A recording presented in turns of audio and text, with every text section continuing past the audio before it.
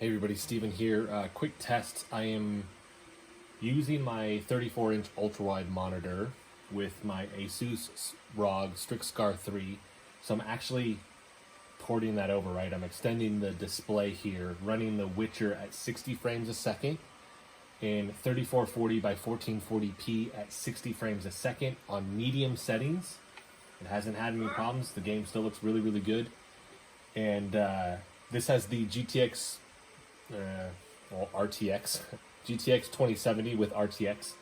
Now with this, like I said, medium settings, I'm not seeing any problems, no screen tearing or anything like that. It can handle it. Now it can't do unlimited because then it tries to force the 240 hertz, and I don't need that. It did create a problem with that, but as you can see, I'm not struggling to run this at all. The game still looks phenomenal. Now dealing with like current AAA titles, I'll be interested to test that a little bit more and see, but right now this hasn't had a problem with this. This is the Asus PG 34Q whatever. It's the 100 hertz model here. So this can display 100 hertz in ultra wide here.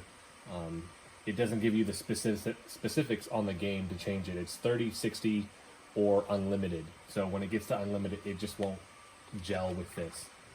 But not having any problems right now with it. It looks really, really good. Luckily this thing has speakers on it, but as you can hear, this has to be in turbo mode. A mistake that I made was it was in silent and balanced, and then I tried to play without cueing turbo mode first.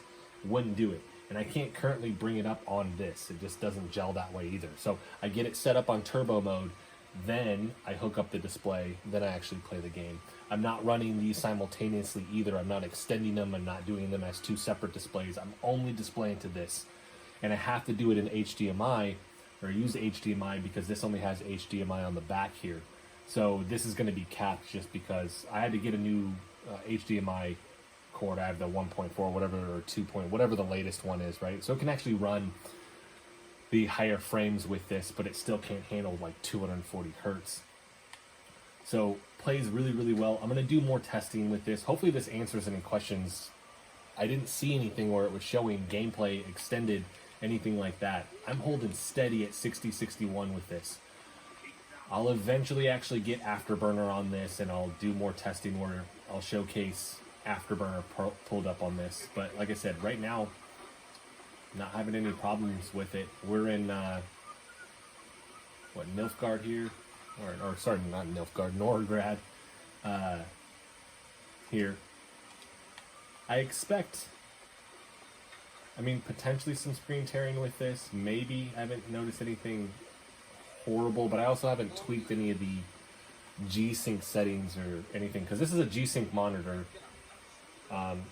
As far as I know, this doesn't have G-Syncs with it, so I'm going to have to go in there and actually tweak some settings to kind of smooth that out a little bit, but right now, no problems with it, so looks good.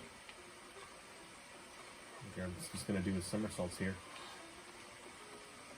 So that is it. Hopefully that answers any questions on being able to actually display this on another monitor and still play games.